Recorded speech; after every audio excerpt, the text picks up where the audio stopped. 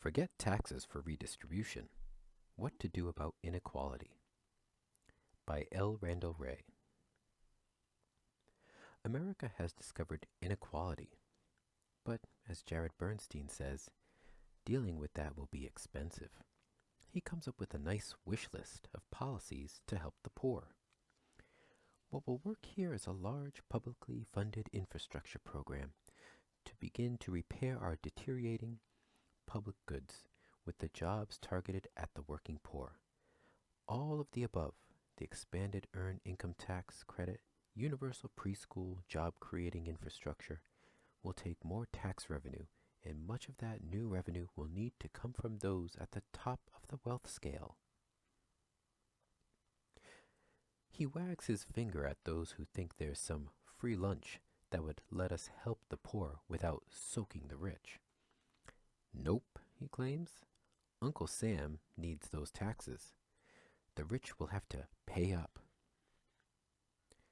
We all love Robin Hood. Wouldn't it be great if Kevin Costner rode his trusty steed through Wall Street, relieving the rapacious thieves of a few trillion of their ill-gotten gains to be redistributed throughout the lands to all the deserving poor? You remember Robin Hood from your children's storybooks. Of course, those were well laundered so as not to cause little kiddies to question the authority of your friendly monarch, the good King Richard the Lionheart. Robin was supposed to be a dispossessed aristocrat who helped restore the good king to his rightful throne.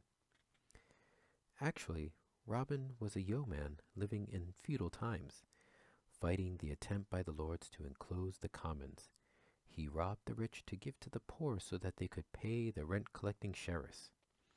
Today, he'd steal from the banksters and pay the overdue mortgages to forestall foreclosures. Take from the rich and give to the poor. We love that meme. This is the third in a series on taxes. Virtually every liberal I know wants to raise taxes on the rich to pay for programs to benefit the poor. They see these taxes as necessary to reduce income inequality. Me? I'd rather send Robin Hood to Wall Street to aim his straight and true arrows at the black hearts of the conniving CEOs that President Obama refuses to investigate for their crimes. Robin Hood and his merry band would cart them off to the dungeons where they belong. I think that real punishment would do one heck of a lot more to reduce income inequality than taxes will ever do. Put 1,000 of Wall Street's finest behind bars. Put such fear into our bankster class that before they try to push some new fancy derivative deal on a pension fund, they'll imagine what it would be like waking up in a cell with a tattooed roomie named Bubba. Trying to punish them with taxes is a fool's errand. They'll just raise their compensation package and buy tax exemptions from Congress. And as we know, Uncle Sam doesn't need any stinking taxes to pay for jobs and income and health care and decent retirements for the poor. If you have unemployed resources, free lunches abound. Just put the resources to work, and you've got Bernstein's wish list filled. Forget taxes for redistribution. It will not work. It is a bad meme, especially in America. Once you let the greedy rich get their riches, trying to take them away is harder than prying guns out of the cold dead hands of NRA members. Every time a progressive proposes a tax hike on the rich to pay for welfare, the Koch brothers giggle in gleeful delight. It is the surest way to prevent any policies that would help the poor. Tying tax hikes to sensible policy plays right into the greedy hands of the conservatives and regressives. Did you ever hear a 1%er ask for a tax hike to bail out Wall Street? Come on, they are not that stupid. What I've long argued is that we need pre-distribution, not redistribution. Now, I know many will question my progressive credentials after that argument, but none other than Rick Wolff has just penned the same argument. Rick's progressive credentials are beyond question. He's been beating the inequality drum since long before Piketty brought it to the attention of our nation's liberal thought leaders a few months ago. Let me quote from his powerful piece, better than redistributing income. Discussions of Piketty's work show considerable support for redistribution, yet history has shown both its friends and foes that redistribution has at least three negative aspects. First, redistribution mechanisms rarely last. Once established, progressive tax rates, social securities, safety nets, minimum wages, welfare states, and all the other mechanisms of redistribution can be and usually are undermined. The last 40 years, and especially the aftermath of the global crisis in 2008, starkly illustrate the undoing of redistribution. Second, redistribution is socially divisive, often extremely. When taxes not only pay quid pro quo for government services rendered, but also serve to redistribute income, opposition usually grows. Some taxpayers suspect they pay more and get less in public services than others, deteriorating economic conditions that lessen capacities to pay taxes intensify resistance. That often turns into opposition to income redistribution in principle. Lower income people get demonized as lazy welfare dependents. Racist and anti-immigrant oppositions get drawn into the mix, and so on. Meanwhile, advocates of redistribution make ethical appeals and or threaten that without income redistribution, deepening income inequalities endanger capitalism and the social status quo. Third, redistribution is costly. Taxing, spending, and regulating require large government bureaucracies funded by tax revenues. Opposition to taxes easily extends into opposition to bureaucracies like the IRS. Those bureaucracies usually intrude on privacy and quickly become objects of influence peddling bribery and abuse. Exposés of the latter provide further fuel to redistribution's opponents. Yep, let's see. Unsustainable, divisive, and inefficient. Rick's pre-distribution is workers' co-ops. I'd add jobs for all. Of course, I do not agree with Rick on this taxes pay for government services notion, except for the case of state and local taxes.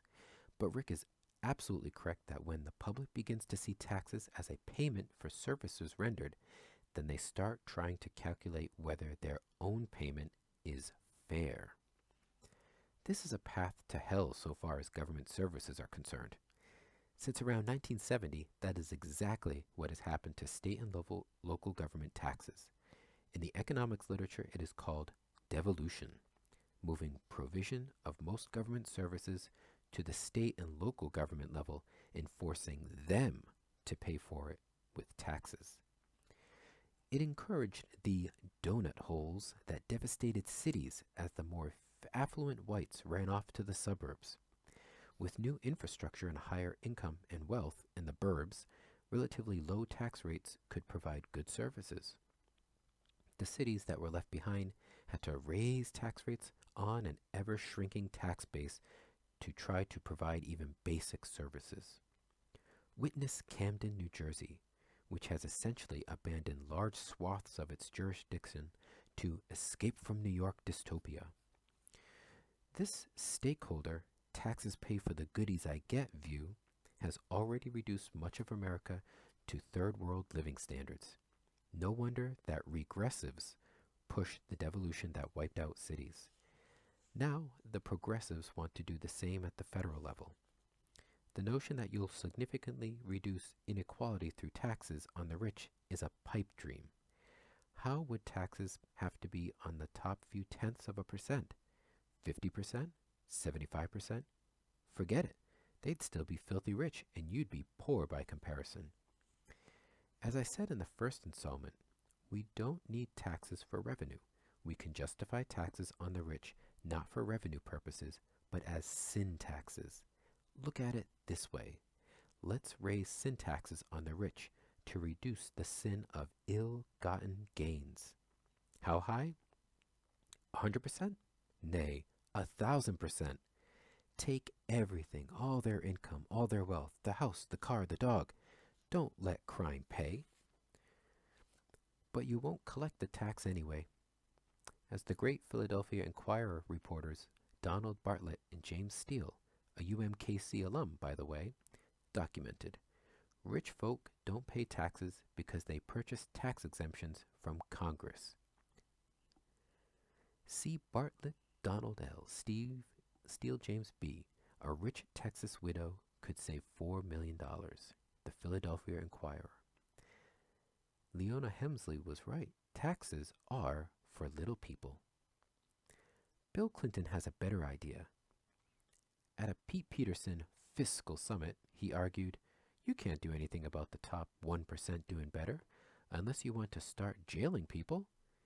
One wonders what the 1%er Peterson thought about that. Why is it that the Democratic Party presidents can only tell the truth once they've left office? Yes, that is the same Bubba who auctioned off the Lincoln bedroom to the highest bidder, filled every administration position higher than toilet cleaner with a government Saks and City Gov official, and found novel uses for his favorite cigar. Do I want to start jailing people? Yeah, heck yes. If you want to reduce inequality, you've got to incarcerate the top 1% and give jobs to the rest.